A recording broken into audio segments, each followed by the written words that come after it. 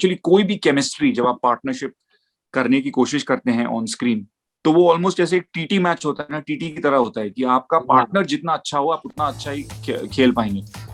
ये बोला था कि छोटा सा रोल है, तुझे इंडिया की किट पहननी पड़ेगी, फील्ड पे आकर आते ही पहले बॉल पर चौका मारना पड़ेगा। पार्ट छोटा था पर मेटाफोरिकली जो आइडिया था कि यार आते ही पहले बॉल पर चौका मारे, इंडिया का किट पहन दे, वो आइडिया मुझे बहुत खूबसूरत लगा। और यार आज तक मैंने बहुत इंटरव्यूज दिए हैं, पर ऐसा इंटरव्यू मैंने कभी नहीं दिया जहां पर मतलब रिटन क्वेश्चंस ना हो, दिल की बातें कर रहे हैं। And that's what's made me so excited about this. Thank you Tahir भाई, थैंक यू जो आपने जेन्युइनली मेरे बोलने की तारीफ की है। हाँ, अब यही चीज बिगिनिंग में लग के प्रोमो इसी का बनेगा।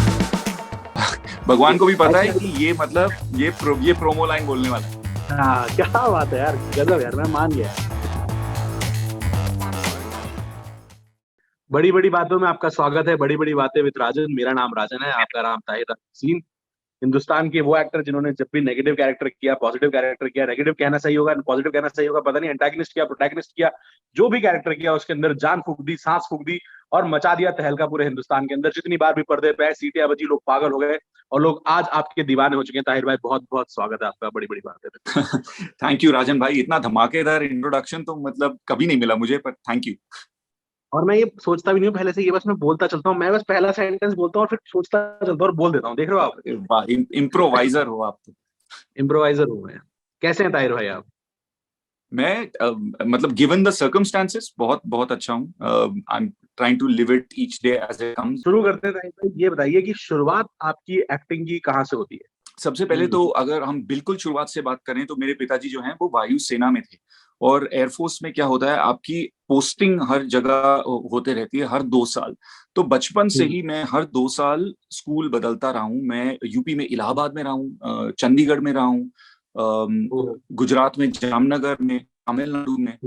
तो हर जगह आप 2-2 साल जब स्कूल बदलते हैं तो when you are growing up ना, तो एक अपने आप से एक वो एग्जिस्टेंशियल क्वेश्चन आने लगता है कि यार मतलब मैं हूं कौन।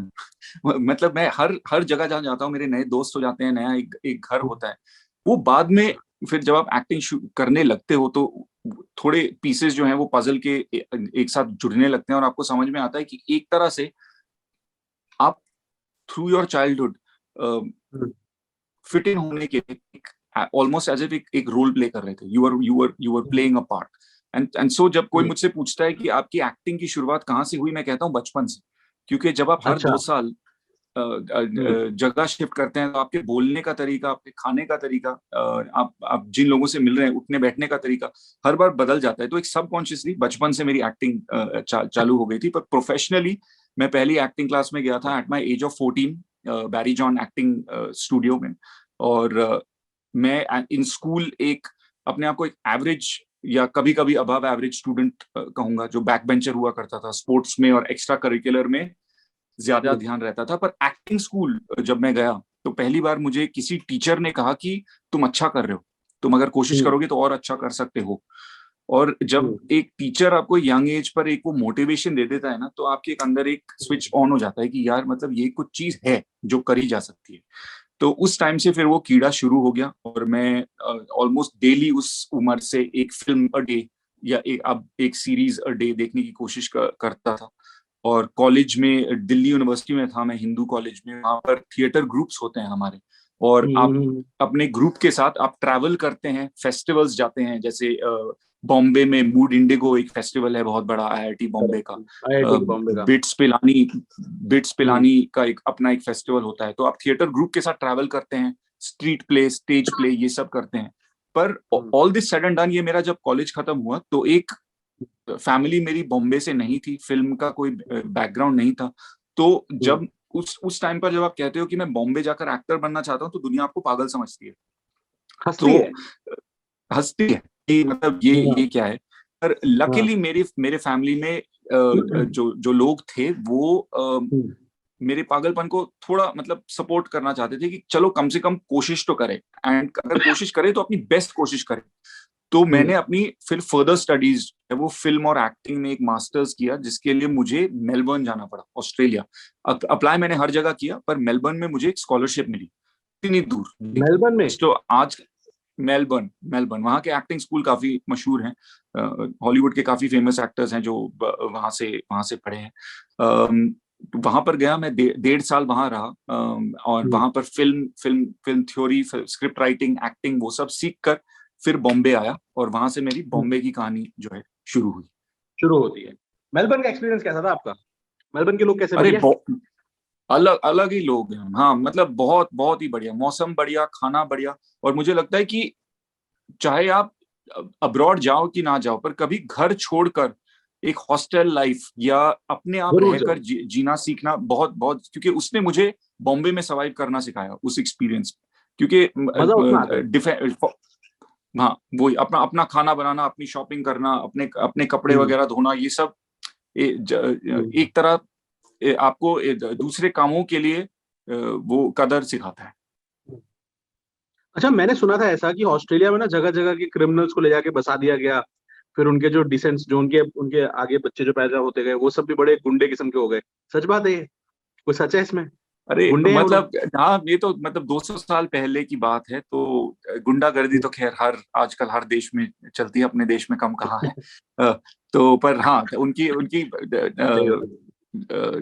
उनकी अगर आप परवरिश देखें, उनके ग्रेट ग्रैंडफादर्स वगैरह सब, तो सब जो यूके से थे, कॉन्विक्ट्स को हम्म। भेजा करते थे, और ऑस्ट्रेलिया एक प्रिजन आइलैंड जैसे देखा देखा जाता।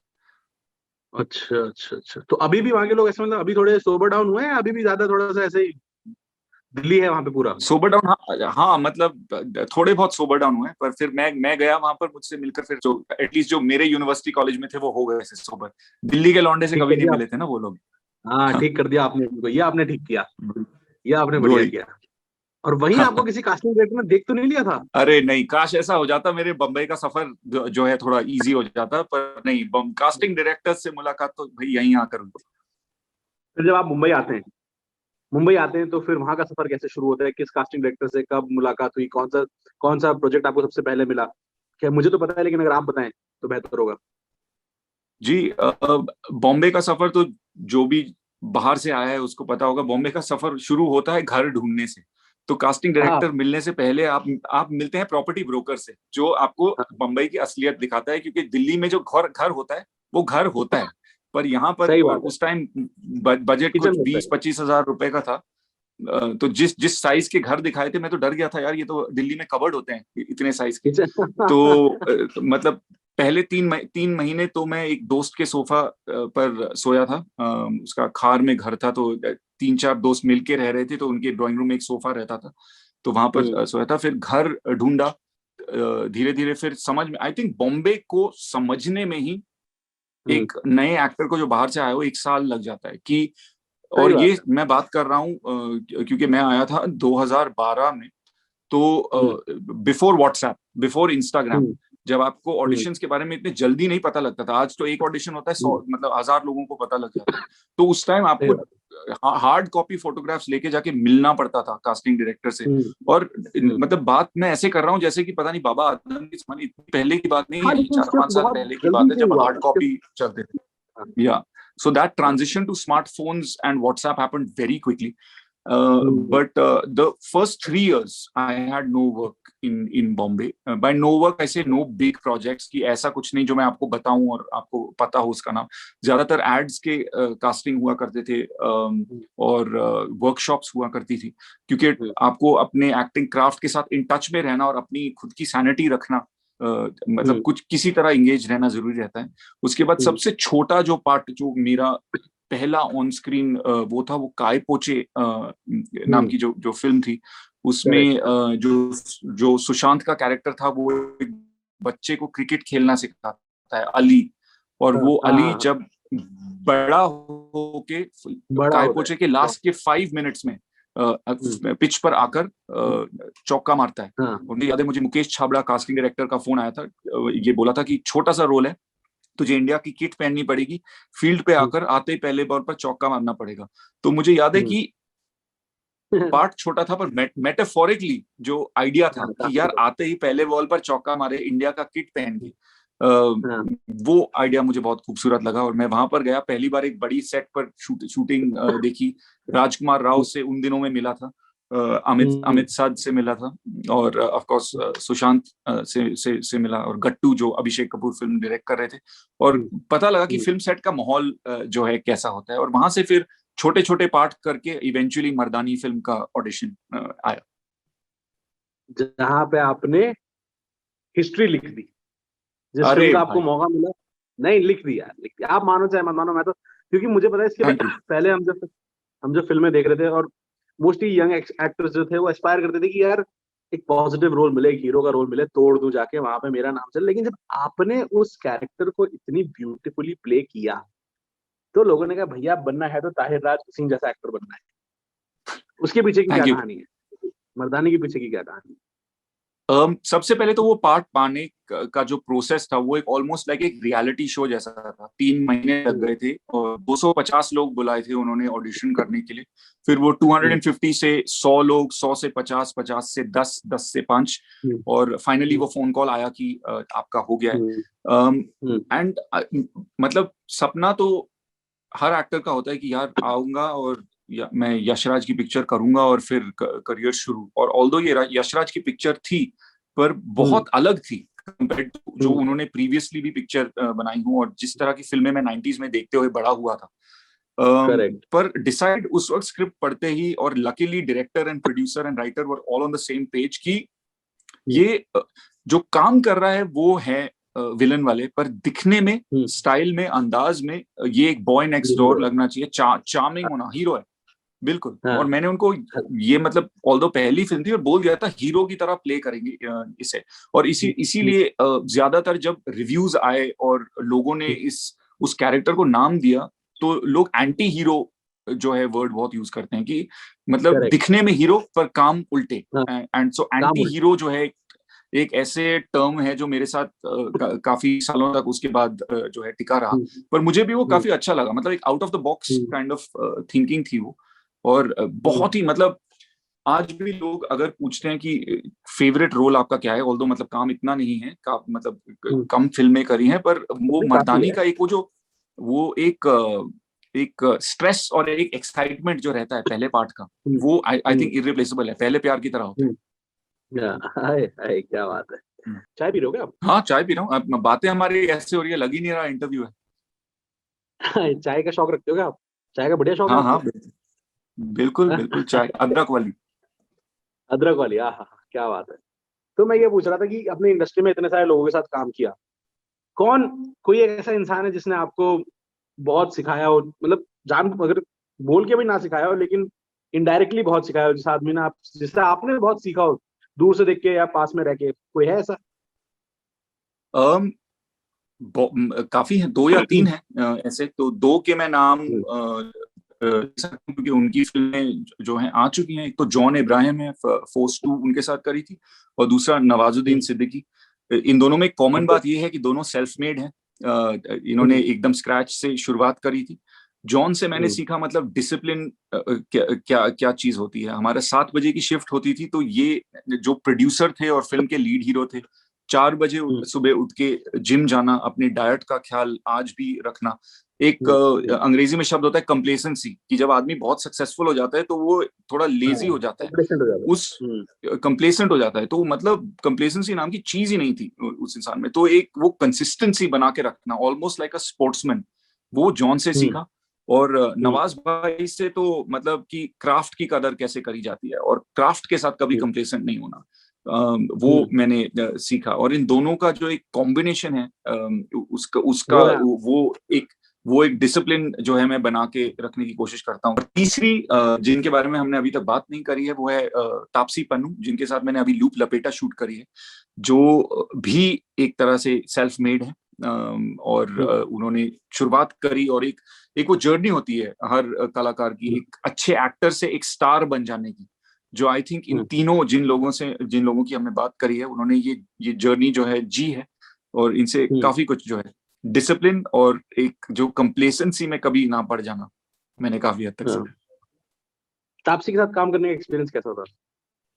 अरे अलग ही लेवल। एक तो हम सब फर्स्ट लॉकडाउन से बाहर आ रहे थे, तो 5 महीने सब घर बैठ कल पे ही हम गोवा चले गए शूट करने, तो एक वो अपने आप में ही लगा कि यार मतलब कहाँ आ गए हैं हम, मतलब मजे आ गए। तो जो वाइब गोवा की गोवा में जाकर आती है, वो ट्रांसलेट करने की कोशिश करी हमने फिल्म में।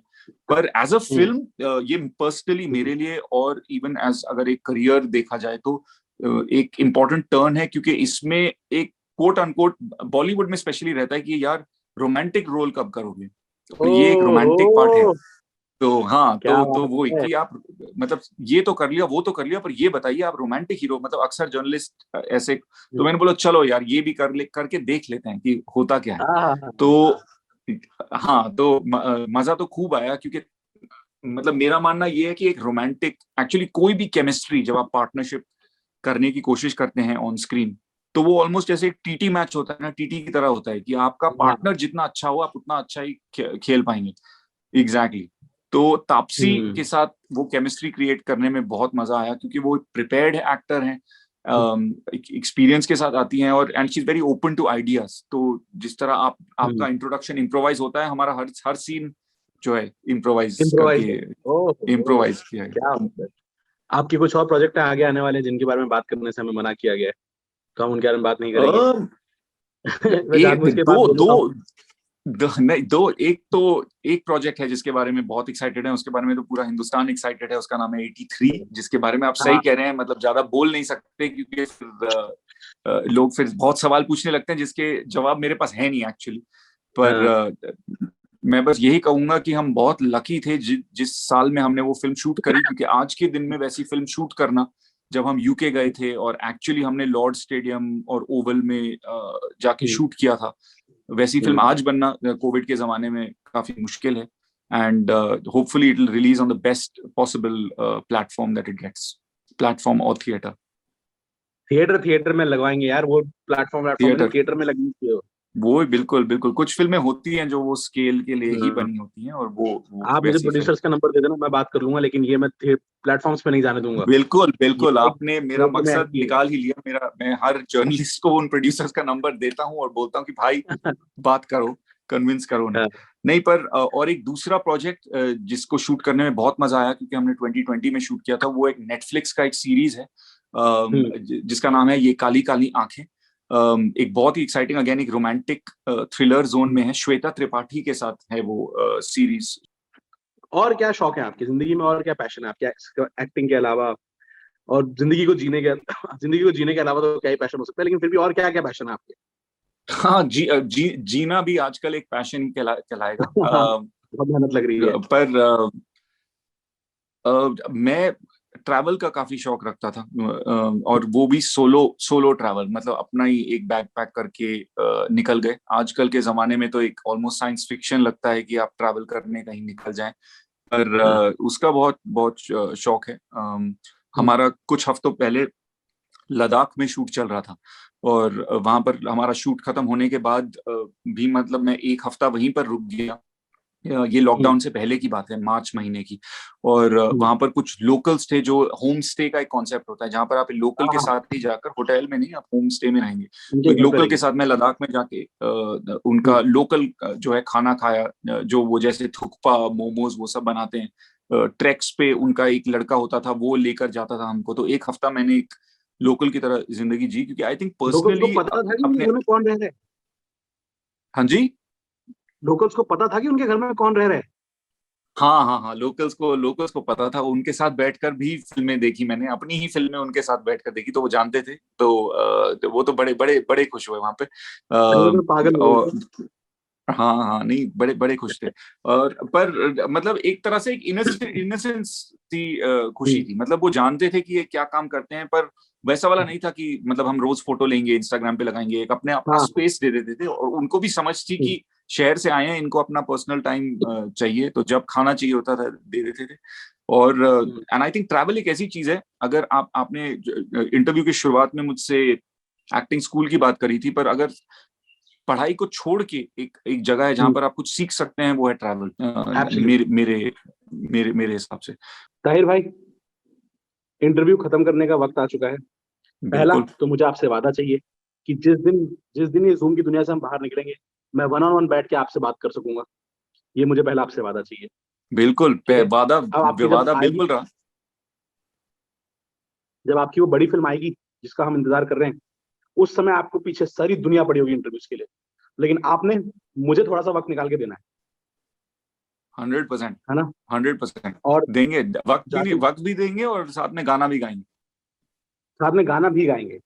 है ना? हाँ, और जाते जाते ताहिर भाई मैं यही कहना चाहूंगा, जाते जाते मैं लोगों को एक दुआ देता हूँ मेरी दुआ आपके लिए यही है कि जिंदगी में जिस भी तरह का काम आप करना चाहें, जो भी काम आप करना चाहें, जितना भी काम आप करना चाहें, जितनी भी शोहरत आप पाना चाहें, जो भी आप पाना चाहें, अंधी दौलत, अंधा पैसा, अंधा प्यार, अंधा नाम, सब कुछ आपका हो, आपके कदमों में हो। और जितनी, और सबसे ज्यादा सबसे इंपॉर्टेंट बात है, आप स्वस्थ रहें, खुश रहें, परिवार आपका बढ़िया रहे, मचाते रहें इसी तरह, दुनिया को खुश करते रहें। थैंक यू सो मच राजन। जैसे आप ये बोल रहे थे, सूरज फिर आ गया ऊपर, बैकलाइट फिर से आ गई। सूरज को पता है कब आना वही है, मान गया। वो पंजाब में कहते हैं आपके मुंह में घी शक्कर। So thank you very much and I wish you exactly the same.